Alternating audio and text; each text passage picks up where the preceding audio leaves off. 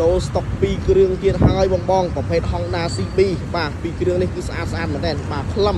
ទៅនេះថាបងមកមើលគឺអត់ខកចិត្តទេបងណាថាម៉ូតូវានៅស្អាតចូល90%ហ្នឹងបងណាបាទស្អាតមែនតើបងណាបាទពីគ្រឿងនេះឲ្យតម្លៃល្អមែនតើសម្រាប់បងដែលគាត់ឃើញវីដេអូហ្នឹងណាបាទតម្លៃពេញគឺខ្ញុំលក់ក្នុងការ live នេះ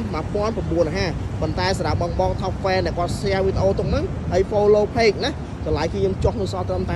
1750ទេហើយបងមានតម្រូវការចង់វាយដូរឬក៏បងមនុស្សបាទបានដូចគ្នាណាបាទបងចង់បងមនុស្សសុទ្ធ 100% ក៏បានបងចង់ទិញគីឡូសុទ្ធក៏បានអូខេអត់បញ្ហាណាហើយបើនិយាយប៉ុនភាគម៉ូតូបងខ្ញុំតម្លាឲ្យដល់បេះហើយបងណានេះបងបើសិនទេបងម្លងសិននៅខ្ចីញ៉ាំបងណាម៉ូតូគឺម៉ូតូសំណុំម៉ូតូដែរមានប្រវត្តិដោះដូរគ្រឿងធ្វើអីទាំងអស់ណាបាទគឺថាម៉ូតូផែននៅស្អាតណាបងបាទអញ្ចឹងបងយកទៅប្រើបាទគឺមិនខកចិត្តមិនខកម្ដងទេណាបាទបងអាចមើលរូបរាងមិនជុំទេហើយឆ្លាតលេខភ្នំពេញបងនេះ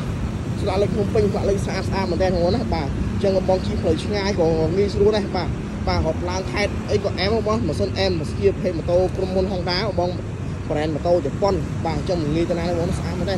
បាទហើយបងមានម៉ូតូចង់វាយដូរអីក៏អាចវាយដូរជាមួយហាងផ្ទាល់ក៏បានដែរបងស្អាតមែនទេអែមអូខេ